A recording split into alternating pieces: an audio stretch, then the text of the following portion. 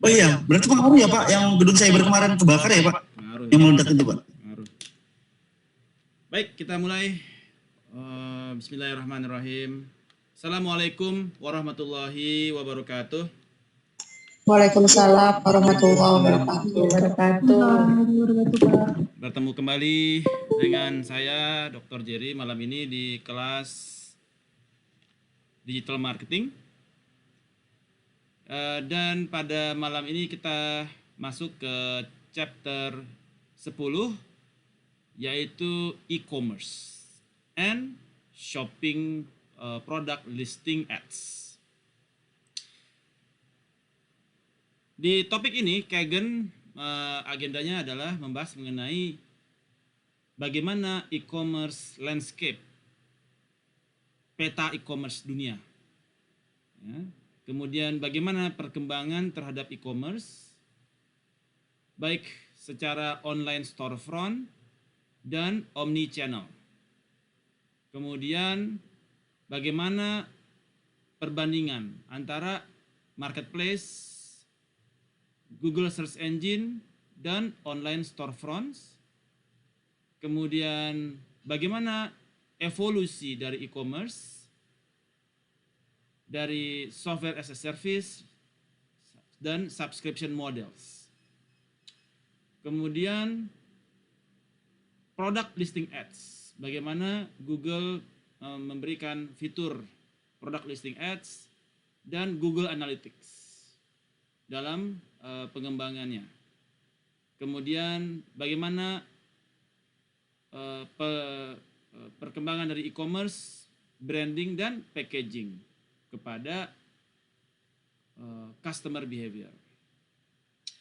Oke, kita mulai dari e-commerce landscape dan shopping.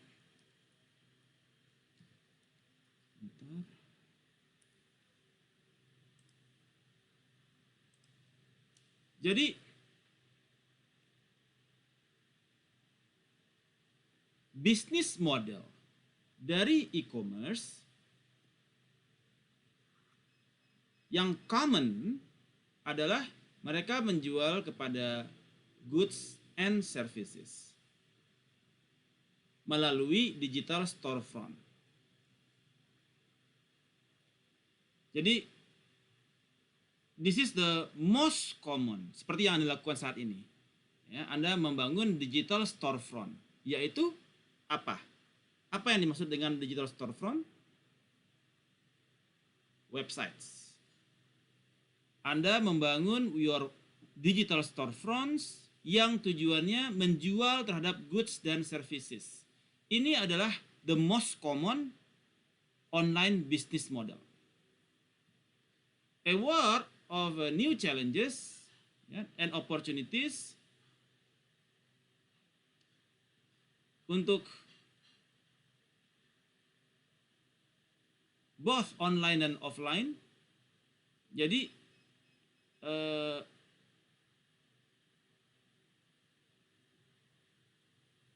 the digital storefront memberikan opportunities ya, kepada both, kepada online dan offline, ya, as they compete with the traditional retailers. Jadi yang online itu menjadi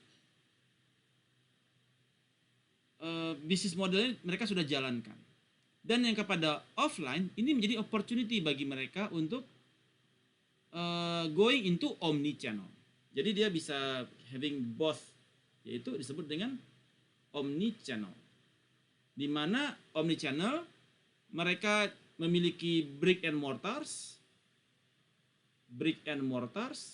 istilahnya ya, dan digital storefront. Pak Jerry, Yes. Pak. Ya. Bapak udah share screen belum ya Pak? Di sini masih kelihatan desktop aja Pak. Serius, saya sudah share screen. Yang lain gimana? Kelihatan nggak share screen saya? Ya, tapi desktop aja Pak. Belum materinya belum. Aja, Pak. Oke, sebentar saya ulang lagi. Kenapa ya? Saya Oh, oke. Screen 1 harusnya ya. Alright. Sudah muncul?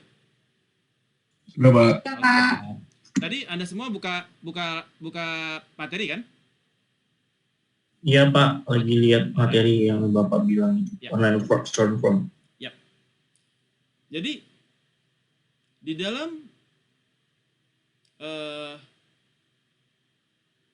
bagi yang dia saat ini dia offline, ada opsional kepada opportunity bagi mereka, yaitu menggunakan omnichannel, di mana omnichannel itu merupakan brick and mortars, yaitu toko batu bata. Jadi brick and mortars itu batu bata ya. Jadi adanya toko offline, brick and mortars, bata dan semen. Jadi mereka bikin toko beneran, offline. Offline bahasa lainnya adalah brick and mortars. Dan juga mereka memiliki omni dengan digital storefront. Jadi ada opportunities dan challenge kepada yang online only. Jadi di sini ada irisan ya. Di sini ada irisan. Ini online only, offline only, dan omni. Di mana dia online dan offline. Ya. Nah, ini menjadi challenge bagi si online only terhadap adanya omni channel, dan juga challenge bagi si offline only kepada omni channel. Namun ini juga memberikan opportunity kepada yang si offline untuk dia bisa going online only atau omni channel. Ya. Untuk marketers, e-commerce memberikan unik dan pilihan yang menarik. Ya. Apakah mereka ingin promoting di online storefront, atau mereka berusaha berkompetisi dengan store yang lain. Jadi ada di online ini, ada misalkan nama websitenya awal namanya apa ya? Ya Pak, Nama websitenya apa? Musical.ly Pak. Ada Musical.ly only, orang yang belanja musik dari sini only. Kompetitornya siapa? Spotify atau SoundCloud Pak. Spotify atau SoundCloud, ya, dan lain sebagainya. Nah, jadi for marketers ini memberikan unique dan interesting choices, whether promoting in online storefront or trying to compete with the other. Ya. Jadi ada customer itu yang dia Musical.ly only, ya, yang di online only ini. Ada yang dia belanja online only, dia biasanya ada yang belanja di Musical.ly only, atau yang di others only, others dan Musical.ly, others only, atau both channel. Apakah belanja di Musical.ly atau di Spotify? Setiap orang ini memiliki tiket size yang berbeda-beda. Tiket size di Musical.ly misalkan $100. Yang di Spotify only misalkan, atau di others only $70 per transaksi misalkan. Yang di both $110. Jadi ada challenge, ada unique choices. Apakah mereka akan spend their money? Apakah mereka, karena yang spending money ternyata tiket size-nya lebih gede yang di both. Jadi kalau Anda maintain your customer adalah yang musik only, Musical.ly only, dia spend only $100 per transaksi.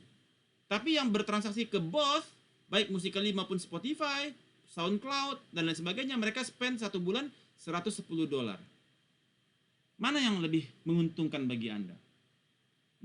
Menjaga orang yang both, atau membawa mereka Musical.ly only? Mana yang lebih menguntungkan?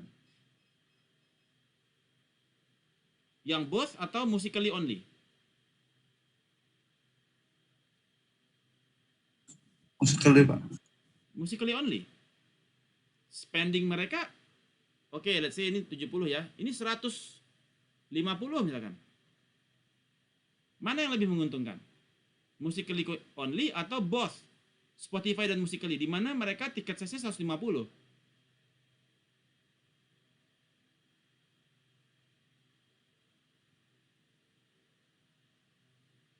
Depend on ticket size di both. Di both ini tiket size-nya Musically berapa? Misalkan 110 atau Spotify-nya berapa?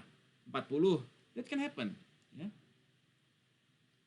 So, ini memberikan challenge kepada kita sebagai marketer, ya. Kalau jadi nggak mesti bahwasanya customer itu digiring kepada yours only. Karena spendingnya dia di kita mungkin lebih kecil daripada dia spending both, baik kepada kita maupun kepada kompetitor. Tetapi kalau di sini adalah spending mereka adalah 150, di sini kalau both jadi 110, ya Anda convert mereka kepada Musically only. Right. Jadi ada online, offline, omni. Di online ada you only, others only, dan both you and the competitor. An electronic storefront merupakan e-commerce solution. Jadi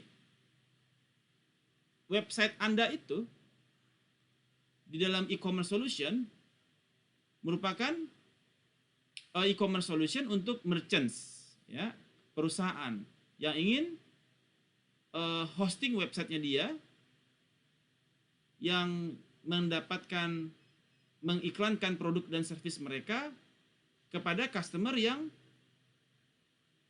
online only. Nah, ini adalah ini bisnis, ya. It happens also for customer. Ada yang customer yang dia online only, ada yang offline only, ada yang both, online dan offline. Ajeng, Anda masuk ke online only, offline only, atau both? Ke bot ya, Pak. Both. Oke. Jadi yang dikategorikan online only apabila dia transaksinya di atas 70%, ya. Itu disebut dengan online only. Offline only kalau dia di atas 70% dia transaksinya dia offline. Yang both ya 50-50 lah. 50-50, ya. Jadi cenderung kalau yang online only dia artinya 70% of his transaction is online. Nah, website Anda adalah solusi kepada perusahaan Anda yang ingin menghosting, mengiklankan produk dan servisnya kepada customer yang bertransaksi secara online. Banyak bertransaksi secara online.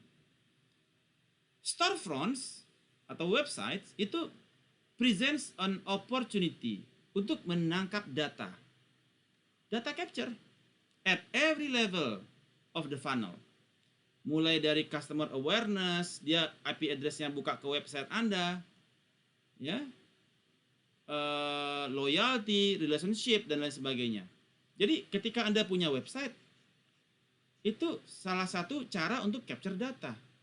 Untuk dia, oke, Anda silakan, di sini udah ada chatbot. Selamat pagi, dengan awal di sini bisa diisikan nama, email, dan nomor handphone. Ya, kalau Anda mau bertanya kan silakan bertanya kalau ada yang ingin Anda ketahui, tapi input dulu nama, email, dan nomor handphone. Itu udah data capture. To capture data at every level.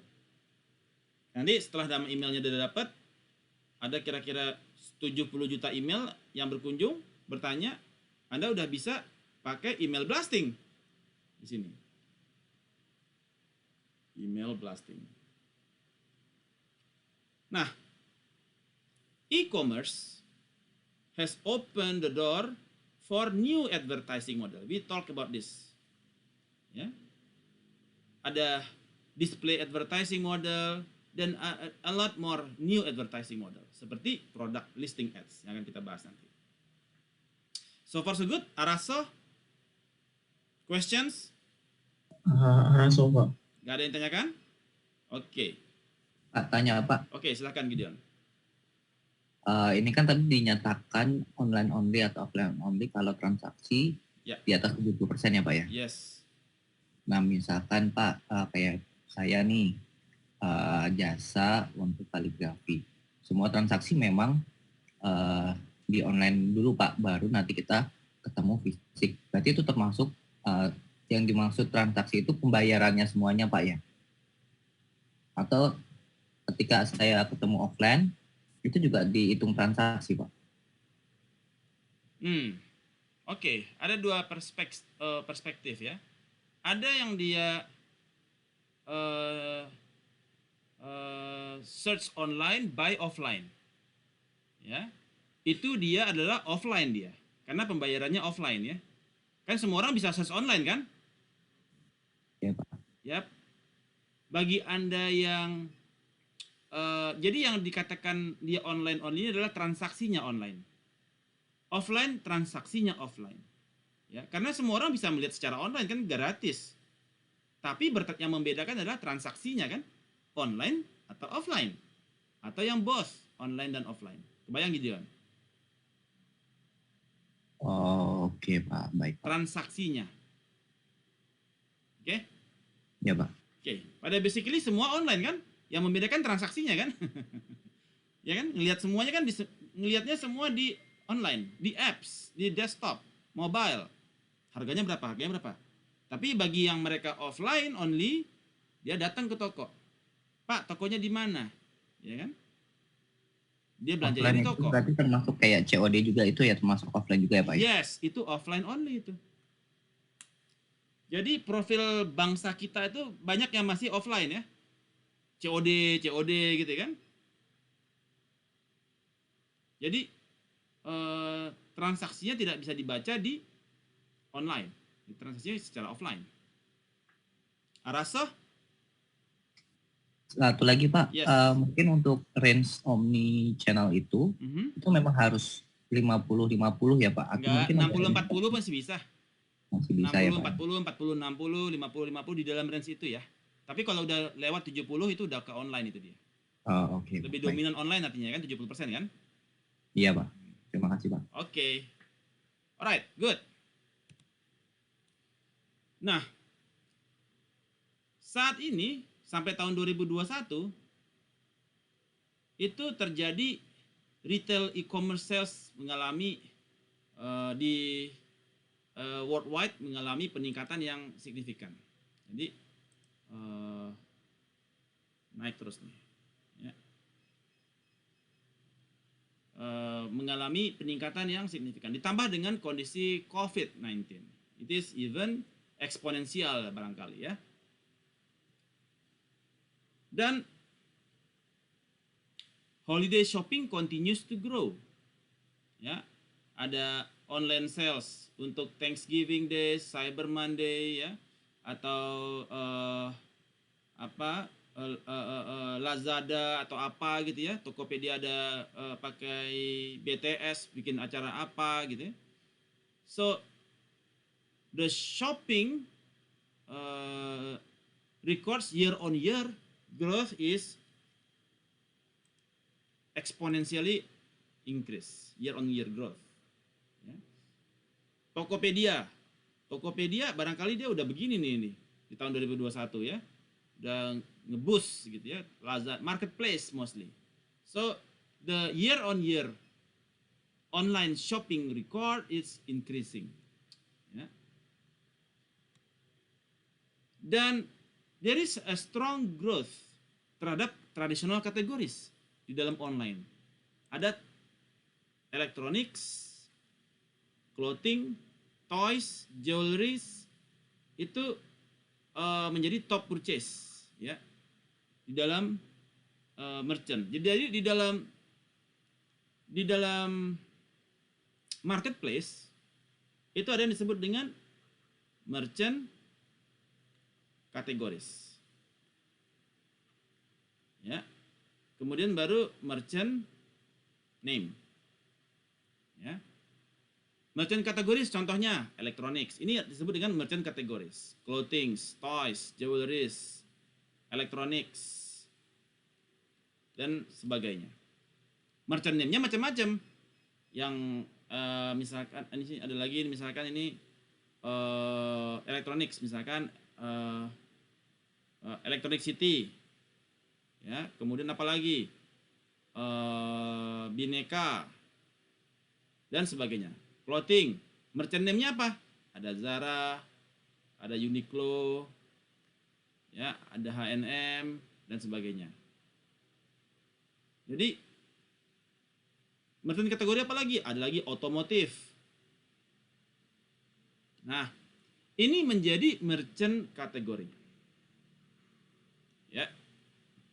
Jadi di dalam merchant kategori ini top 3-nya adalah electronics, clothing, toys. Tetapi ini kita bicara di Amerika ya. Kalau di Indonesia mungkin berbeda. Tetapi secara kategori dia termasuk di top 5. Kemudian ada yang disebut dengan merchant name. Merchant name adalah yang ada di bawah merchant kategori tersebut. So, kalau di Indonesia, food and groceries itu menjadi transaksi yang tertinggi. Ya, terlepas bukan marketplace-nya, food and groceries. Jadi itu masih tinggi. Karena itu kebutuhan pokok ya. Nah, belanja baik secara online maupun secara offline. Food and groceries. Alright. Itu yang menjadi merchant kategoris dan merchant name. Any questions?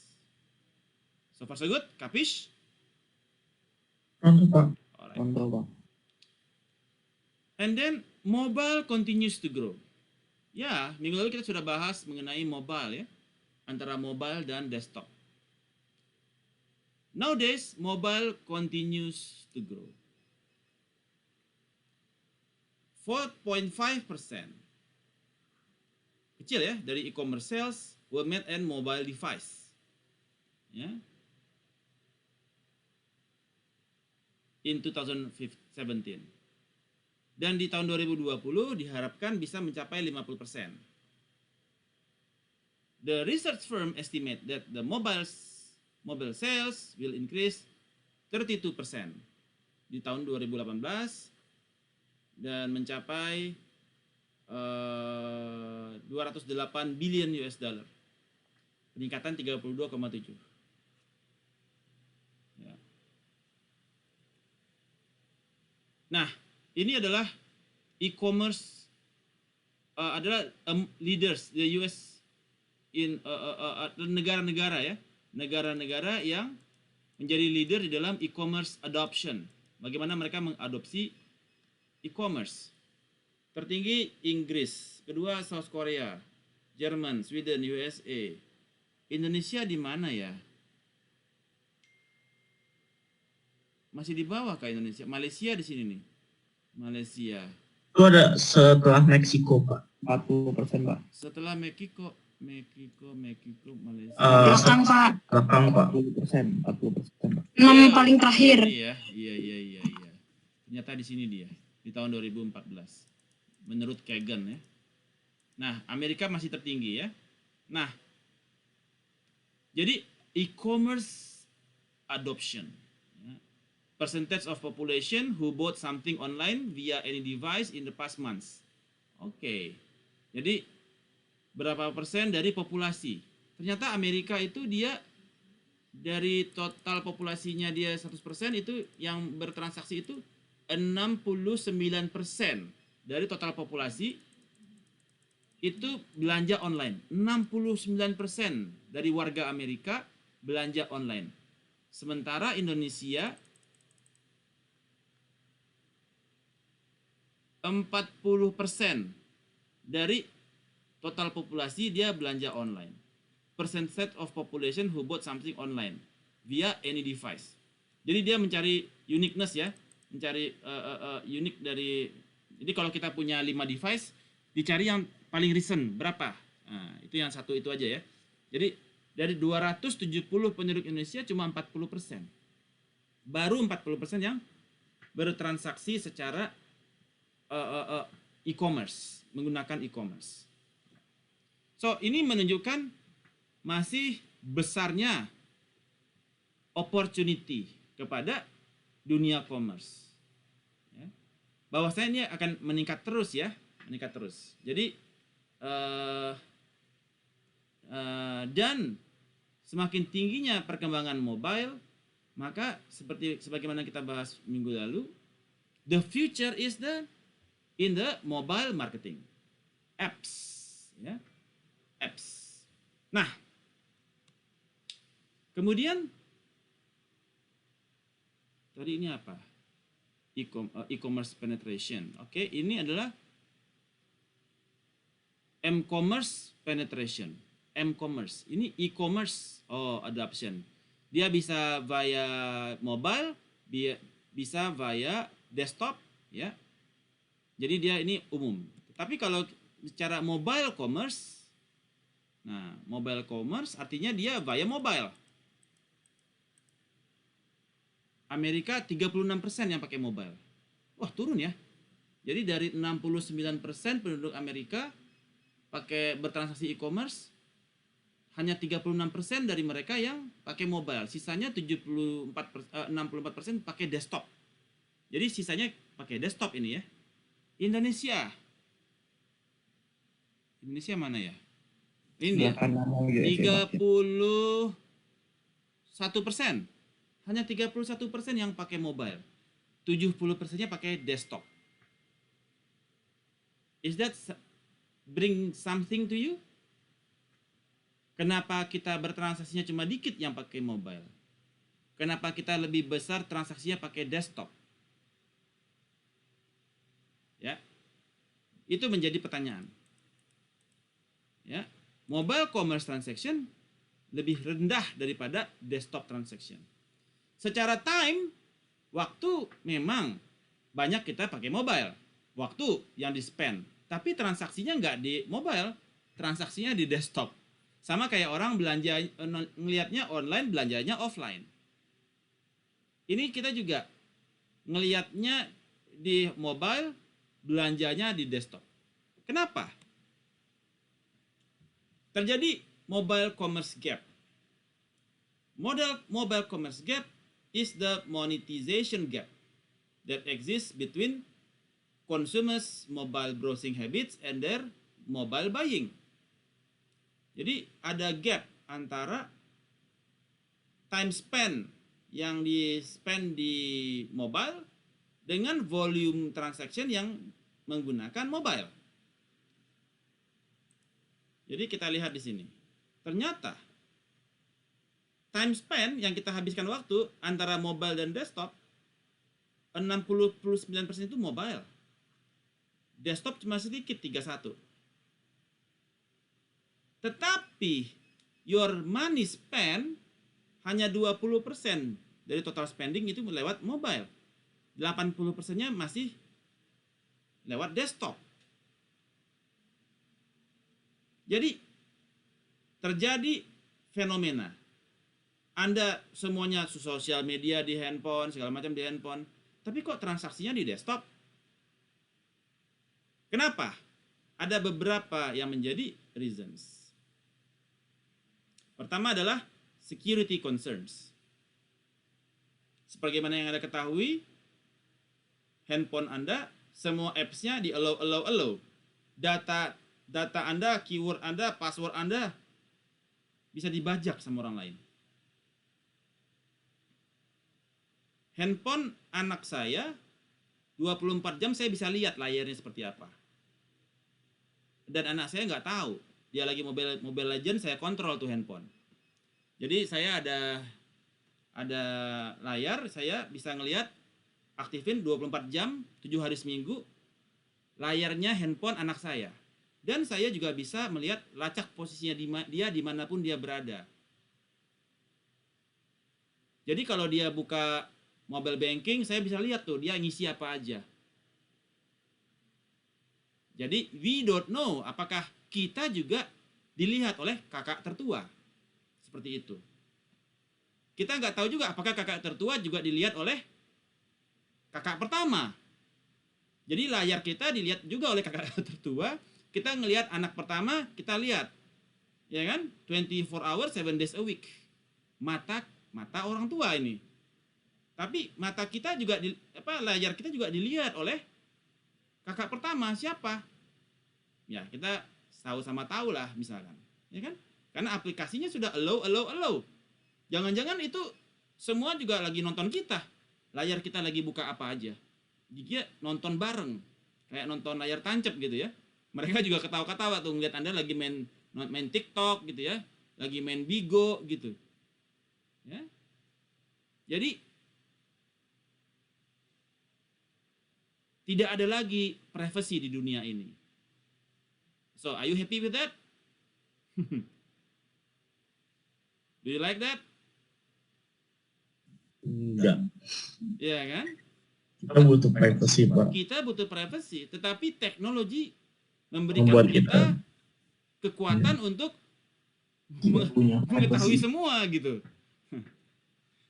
Jadi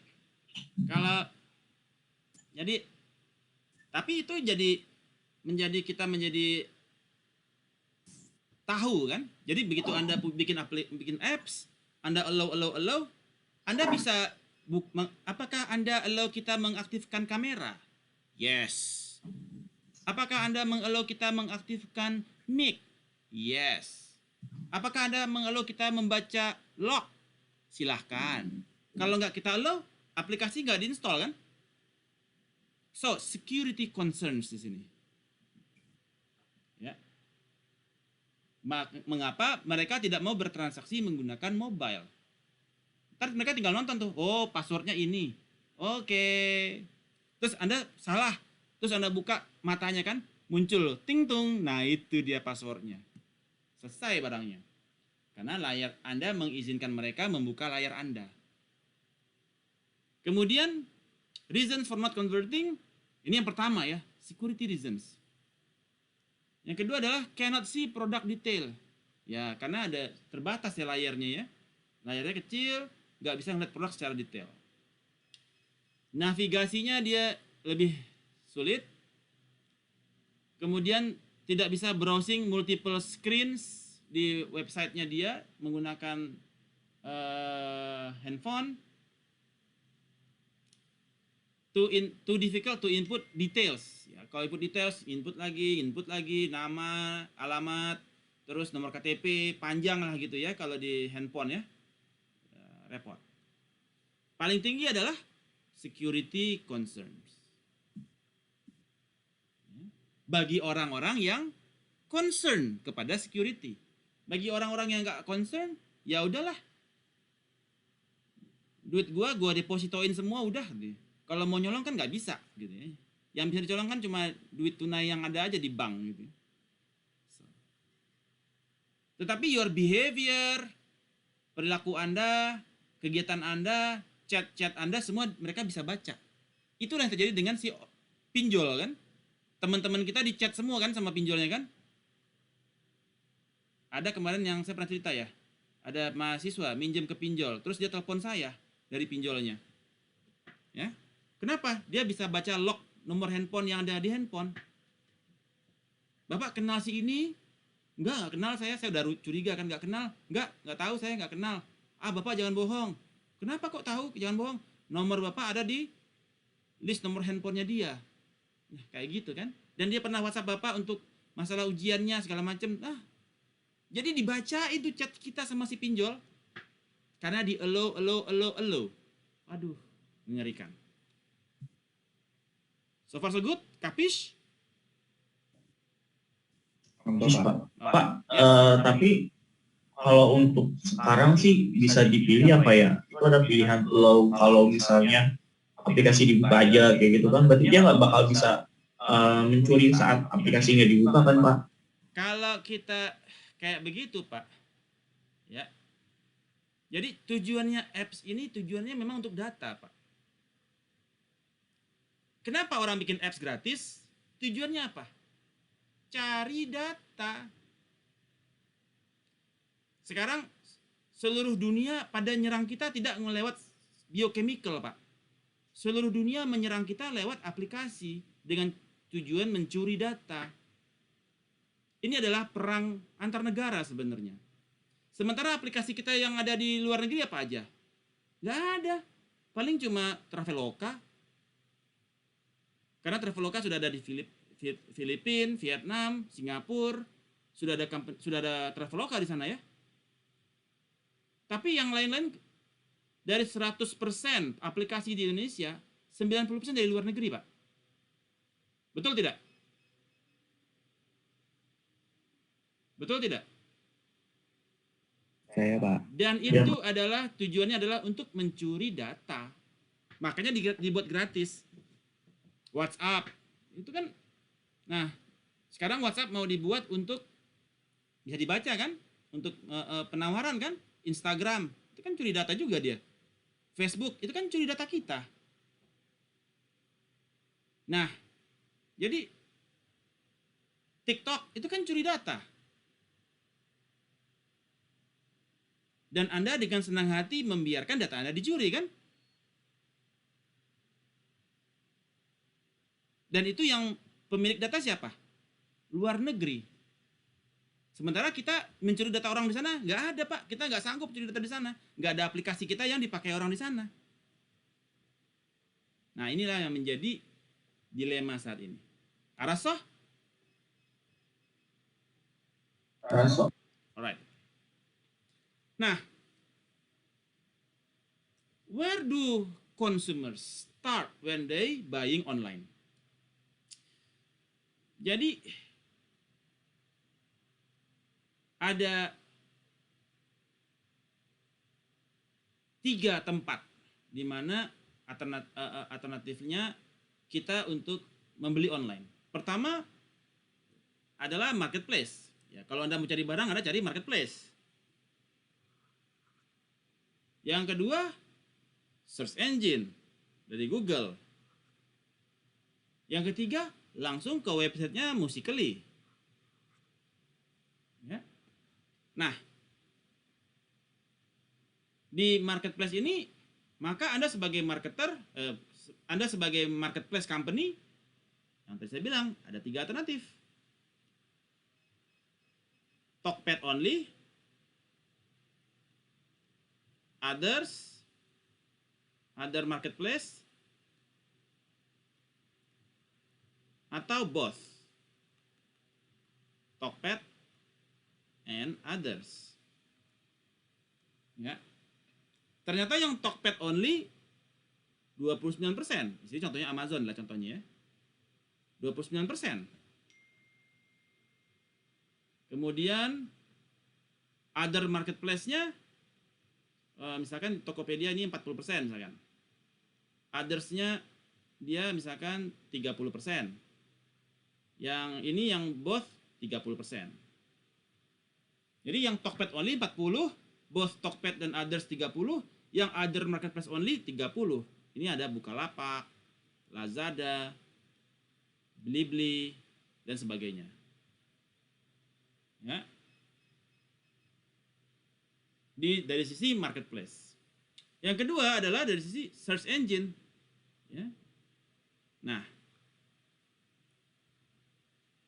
kemudian yang ketiga adalah retail, website Anda.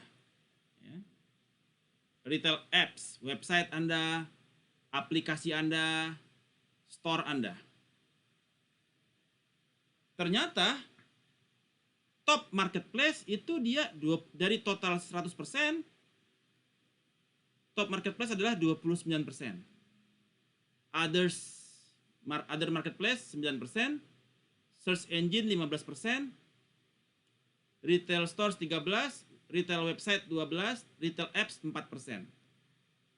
Jadi ketika customer mencari barang, they start their online transaction using top marketplace. Yaitu apa jenisnya? Tokped.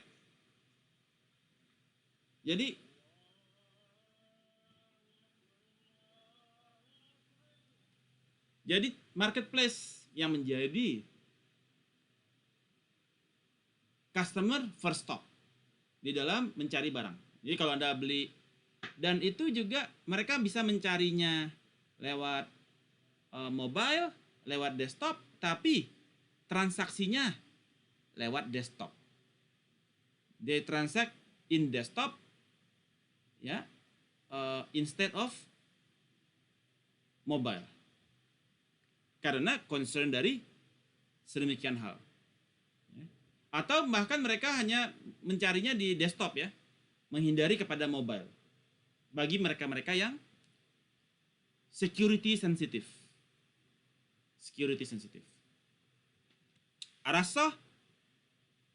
Questions? Oke.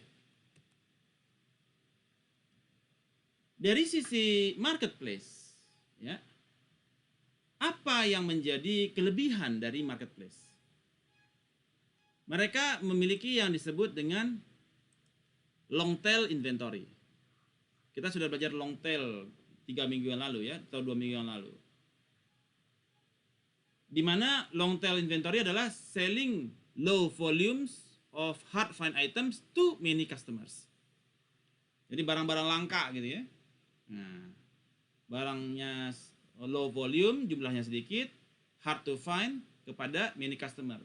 So they make profit from that. Karena barangnya dia langka. Kemudian best seller and many niche product. Yang mana produk atau jasa yang ditawarkan itu men-serve kepada specific customer base dan hanya kepada spesifik merchant produk kategori. Jadi memang niche product menjadi ini ya,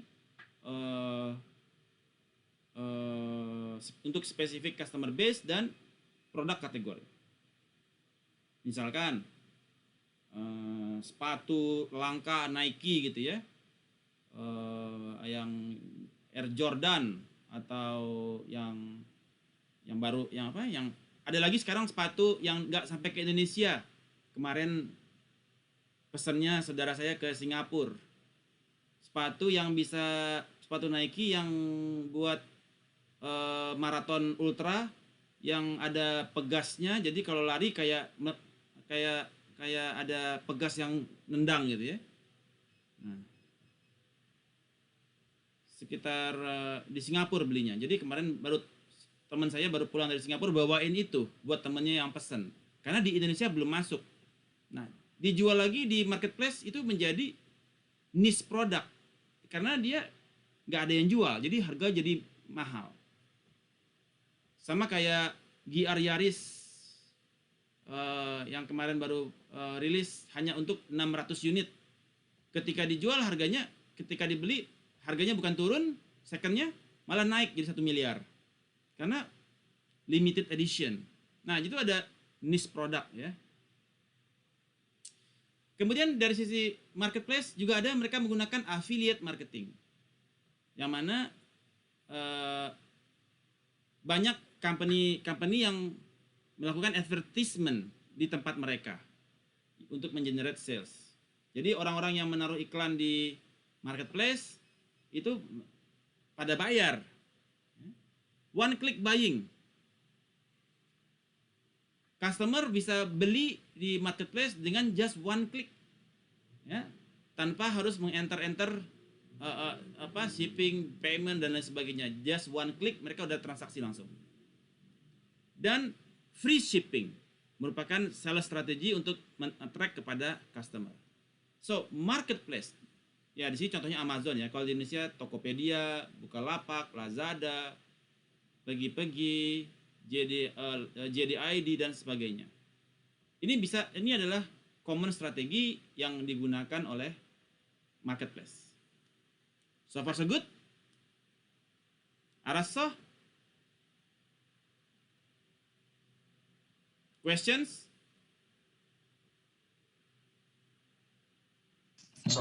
Alright.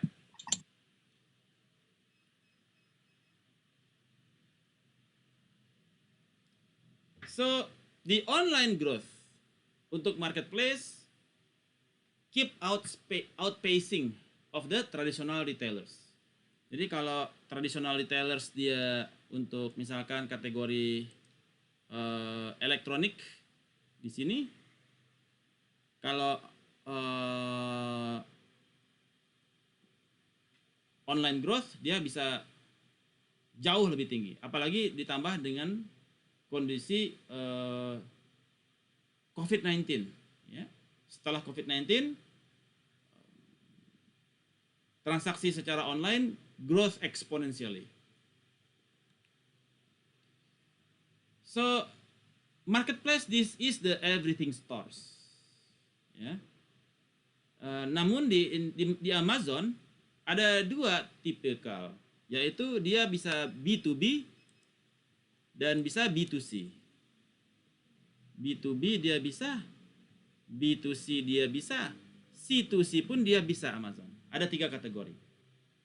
Kalau di Indonesia, marketplace kita hanya di C2C dan B2C. B2B belum. Marketplace kita belum cater ke sana. Kalau Amazon dia sudah.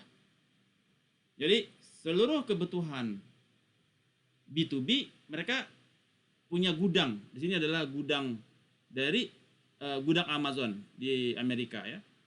Store-nya berapa lantai nih? 1, 2, 3, 4. Ini stok semua nih, inventory semua nih. Ini masih kosong, ini ntar diisi.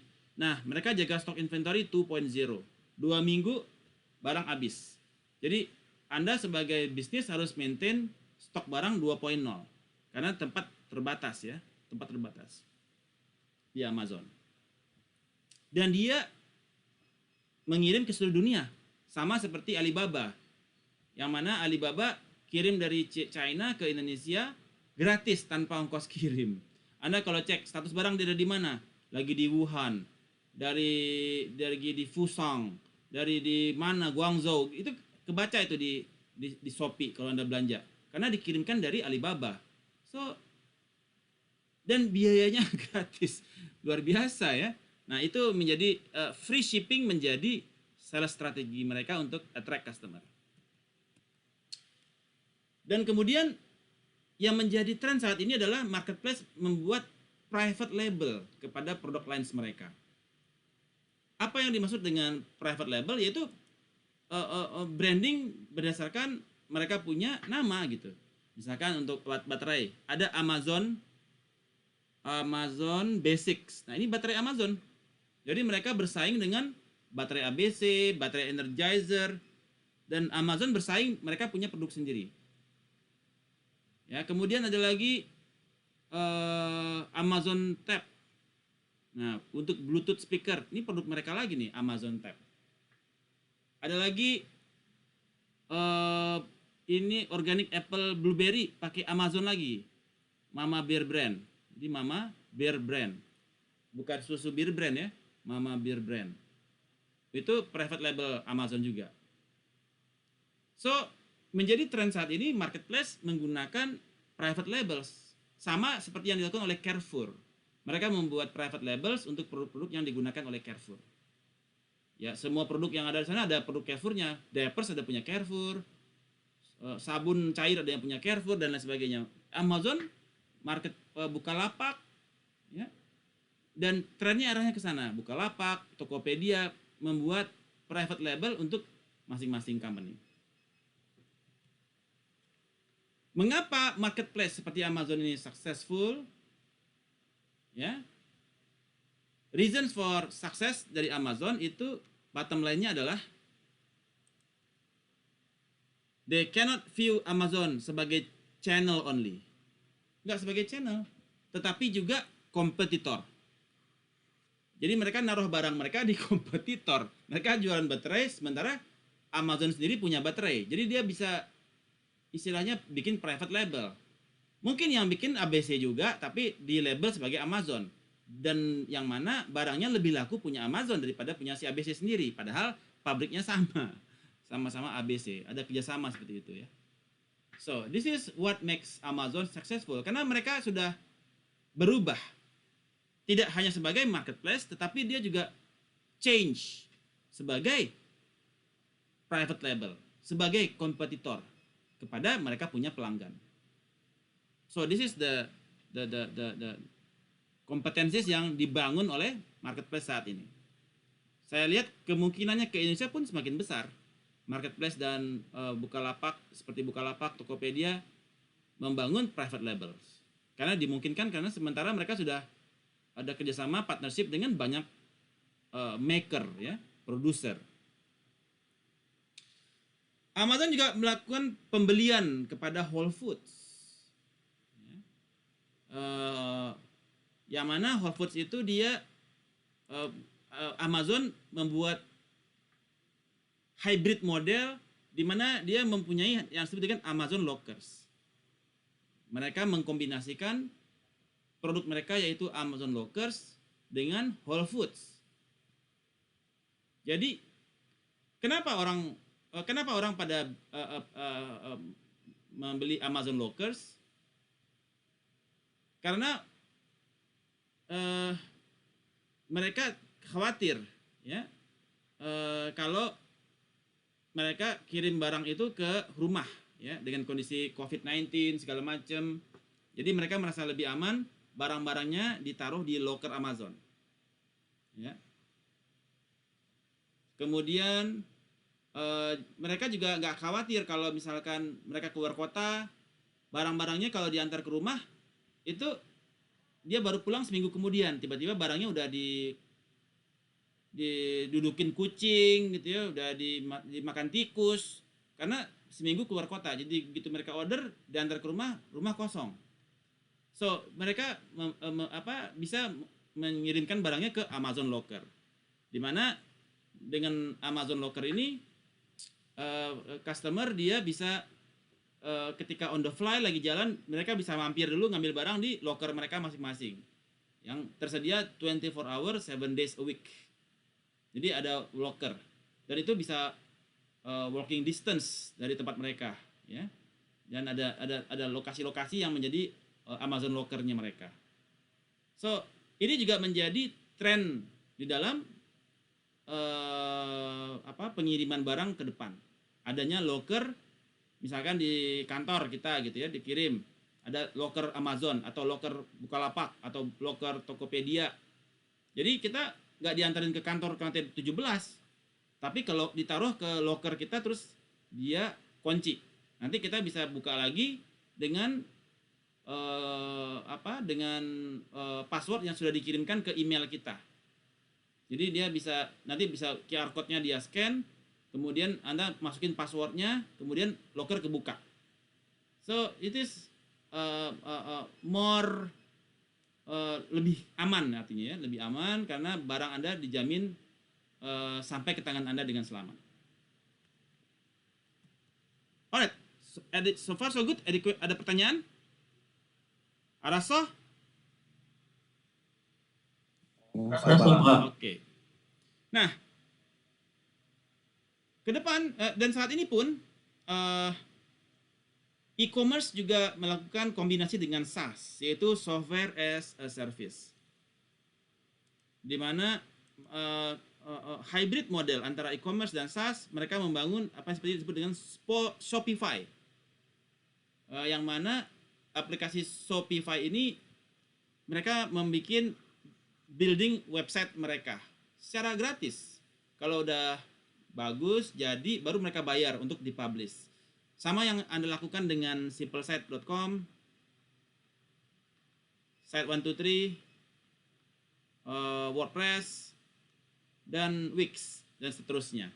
Jadi Shopify merupakan software as a service di dalam bentuk commerce, di mana kita bisa membuat template website, tinggal diisi sebagai, terus kita juga ada marketing tools di dalamnya, terus juga shippingnya juga bisa ditentukan, logistiknya juga bisa ditentukan pakai JNE, pakai apa gitu, dan bisa juga bertransaksi di kita punya website ya.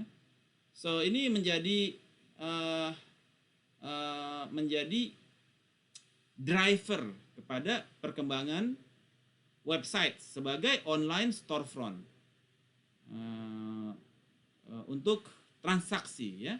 Jadi karena people is more comfortable untuk bertransaksi lewat desktop ternyata dibandingkan lewat mobile karena security issues. Nah, dengan adanya Simplesite, Shopify, e-commerce mendapatkan support dari software as a service storefront. Jadi ada software as a service storefront itu mendrive kepada perkembangan e-commerce. Anda bikin website apa kemarin tuh? Musik kali, terus makanan, service dan lain sebagainya. Ya. Dan di dalam website kita banyak sekali subscription model and beyond. Ada revenue modelsnya. Ada yang menggunakan subscription model sebagai revenue, ya. Kemudian ada yang menggunakan di dalam subscription model ada yang menggunakan replenishment model, product sent to customer at a regular interval secara weekly dan monthly. Ada lagi discovery model, subscription to a curated experience that deliver new hard to find and customized item, dan regular subscription model yang dia seperti Netflix, subscription setahun, Mola TV, subscription setahun dan sebagainya. Jadi ini adalah salah satu bentuk revenue model di luar revenue model-model lainnya. Nah, kemudian ada yang disebut dengan product listing ads, yaitu online advertising menggunakan product listing ads, di mana ini didesain menggunakan, ini merupakan product focus advertisement yang dia terhadap sales untuk mentarget Anda sebagai online shopper, ya. Jadi bentuknya seperti apa? Seperti ini. Jadi ada product listing ads seperti ini. Jadi ini disebut dengan product listing ads. Jadi Anda melihat foto, tinggal klik gitu ya. Nah, ini kita bisa memasang product listing ads ini melalui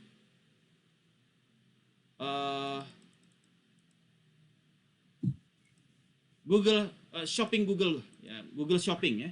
Bisa menggunakan Google Shopping untuk melakukan setup kepada Google product listing ads. Nah, tujuannya adalah menjadi channel ya kepada penjualan, salah satunya menggunakan product listing ads ketika Anda melakukan search engine ya, search engine. Anda klik di search engine, tiba-tiba product listing ads-nya muncul, jegret. Anda mencari funky socks, ini ada pilihannya, pakai Google Ads. Oke, joysoftcom.com. Terus Anda juga bisa menaruh Google product listing ads, langsung menaruh foto dan harga. Dan ini suppliernya beda-beda. Ada Joy of Socks, Nelman, Kof, Happy Sock. Ya, ini sebagai product listing ads. Yang ini sebagai comparison. Ya, menjadi comparison, design for comparison. Ya, kepada Google Ads yang ada. Jadi Anda bisa membandingkan harga dari sisi Google Ads dan product listing ads. Dan ini driven by SKU level. SKU level itu artinya di level terendah ya. Misalkan Pepsodent isi 70 mili. Nah, itu SKU level. Jadi di level SKU, di produknya langsung. Bukan kepada merchant kategorinya, no. Bukan kepada SKU level SKU yang di atas, tidak. Tapi di level SKU yang terbawah ya. Betul-betul udah produk jadi gitu. Atau bukan, oh Pepsodent itu baru merek doang gitu. Tapi Pepsodent isi kemasan isi 10 mili. Nah, itu adalah SKU level. Jadi yang ditawarkan itu dia berada di level SKU-nya. Langsung unit barang yang ditawarkan. Dan di dalam Google Shopping itu, Google Shopping yang Anda kalau buka tinggal shopping.google.com, itu selain bisa men-setup kepada product listing ads, kita juga bisa melakukan strategi untuk memprioritaskan sales priority. Bagaimana kita mendevelop kepada promotions kepada barang yang generic dan barang yang branded. Jadi kita bisa membagi kepada generic brand, generic product dan branded product. Bagaimana kita membagi itu berdasarkan customer persona. Kan Anda sudah bikin tugas untuk clustering ya, targeting mereka kepada ini cenderung ke branded atau yang generic. Kemudian best performing products, priority. Jadi ada bisa untuk yang next best offer. Jadi ada kayak next best offer product. Jadi kalau setelah dia beli produk A, dia beli produk B gitu ya. Ada next best offer product. Setelah beli A, dia beli B kayak gitu. Dan long tail yang tadi kita bahas. Produk-produk yang sifatnya niche, yang spesifik, yang mana segmennya juga lebih sedikit, dan itu untuk meningkatkan conversion. Karena barangnya spesifik ya, hanya bagi yang bukan barang umum gitu, barang spesifik. Jadi untuk meningkatkan conversion, karena barangnya sedikit, permintaannya banyak gitu. Penyuka mobil tua misalkan, nah itu barangnya sedikit tapi peminatnya banyak, nah itu jadi conversionnya tinggi. Dan long tail people know exactly what they want. Itu yang menjadi trigger. Mereka mencari barang yang mereka tahu mereka cari, bukan yang sightseeing di online. Dan ada juga macam-macam nih sekarang. Kalau Anda buka di Google, ada macam-macam sekarang fiturnya. Ada Google Merchant Center. Nah, Google Merchant Center ini juga dia bisa helping Anda untuk upload your product listing. Jadi kalau kita untuk di Google Shopping, product listing itu kan untuk Google Shopping ya, dimana Google Merchant Center dia bekerja sama dengan Google Ads. Jadi dia nanti lingkaran nih antara Google Ads, Google Merchant Center, Google Shopping, nah dan Google Analytics. Jadi tujuannya kalau Google Analytics untuk mengoptimalkan campaign. Ada bagaimana mereka mencari visitornya yang tepat, trafficnya yang tinggi, konten yang sesuai, goalsnya yang jelas, ya supaya trafficnya jadi lebih tinggi, conversionnya lebih bagus dan sebagainya. Jadi di Google Analytics dia juga bisa link ads-nya. Misalkan Anda mau pasang ads ini sesuai dengan konten Anda tuh cocoknya dengan YouTube siapa gitu. Ada YouTube A, YouTube B, YouTube C, subscribernya berapa, kemudian topiknya mengenai apa, apakah itu sesuai personanya dengan produk Anda, persona dari customer yang subscribernya apakah sesuai dengan Anda punya target audience. Nah itu Google Analytics yang melakukan analisa. Kalau kita kemarin manual ya, persona dari audience Anda seperti apa, personanya dia menggunakan clustering, profilingnya seperti apa untuk customer perusahaan Anda, dan Anda mau menangkap mereka di online channel yang mana yang sesuai dengan mereka. Kemudian behavior mereka seperti apa, transaksi mereka paling tinggi di mana, kalau produk yang mau ditawarkan artinya produk apa buat mereka, dan sebagainya.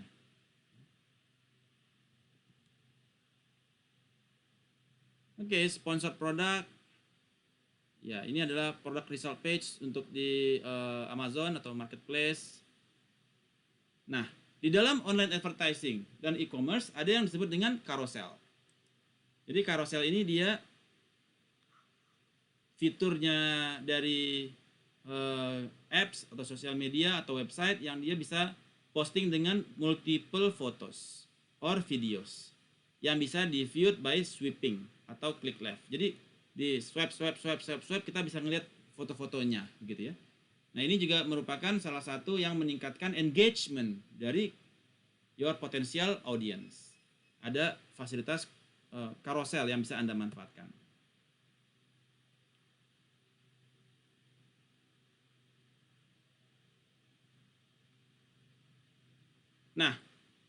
Ketika Anda juga berjualan lewat Instagram, mengapa website itu penting? Karena ketika Anda membuat Instagram Ads, itu akan muncul link, klik link gitu ya, klik link ke website. Jadi mereka bisa go into your website dan bertransaksi di website Anda. Ya. Atau mereka bisa dari sisi aware kepada produk Anda, mereka sudah aware, oh ini dia jualan sepatu nih, oke. Supaya mereka lebih interest, mereka untuk menunjukkan interest, mereka masuk ke website. Ini brandnya apa aja gitu ya. Nah itu secara awareness udah dapat, jadi AIDA awareness-nya dapat di sosial media. Anda membuat klik link di sosial medianya untuk meningkatkan interest mereka. Ya. Kemudian ketika melihat di website mereka go deep, mulai desire. Dan call to action ketika membaca ada promo. Call to action untuk mereka buy. Nah, jadi Anda memiliki online storefront juga bisa dikombinasikan dengan sosial media untuk meningkatkan interest mereka setelah aware kepada produk Anda yang dikirim melalui campaign dengan Instagram Ads yang mentarget kepada target customer yang sudah ditetapkan oleh clustering model Anda yang Anda buat tugas untuk UAS ya, dan Anda jurnalkan itu, dan jurnal itu menggambarkan kepada persona dari segmentasi yang Anda miliki dan menentukan kepada persona mana yang menjadi target dari produk yang Anda miliki. Produk Anda ya bisa dari website Anda atau bisa juga dari company Anda saat ini. Ya. Produk dari company Anda siapa? Produk company Anda itu apa? Kemudian cocoknya dengan segmen yang mana? Atau website Anda produknya apa? Cocok dengan segmen yang mana? Berdasarkan data individual yang Anda miliki dari database perusahaan Anda atau database yang lain, atau Anda bangun sendiri menggunakan Google Form.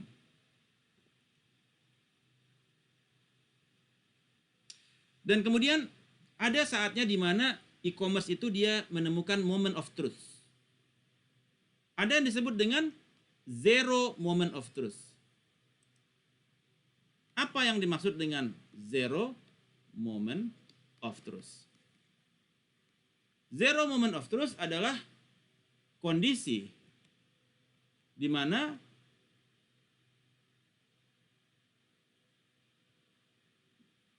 mereka atau marketer sudah mengetahui keinginan Anda sebelum Anda mengetahuinya.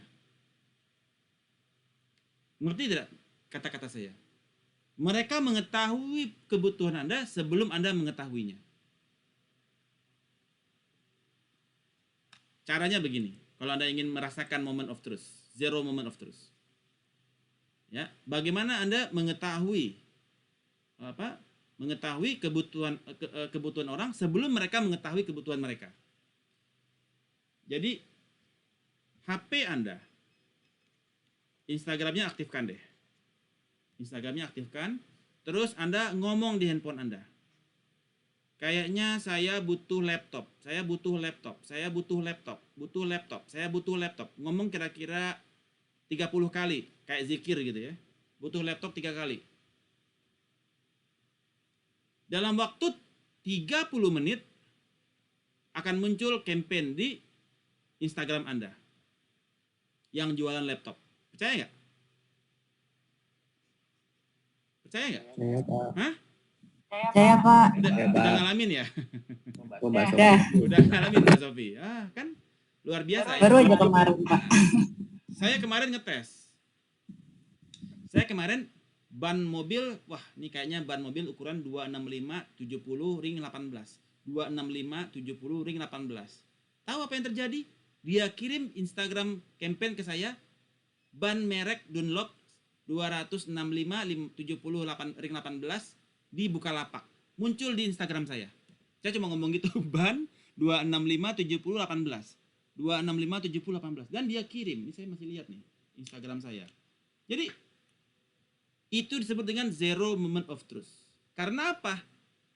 Karena di Instagram Anda ini semuanya mencatat verbatim semua kalimat Anda. Dan kalimat itu kemudian dianalisa oleh mereka untuk mengetahui apa yang menjadi keinginan Anda. Menggunakan apa? Menggunakan jadi kalau di sini kita bisa menggunakan Google Docs. Saya kasih contoh sederhana ya. Oh, sorry. Oke.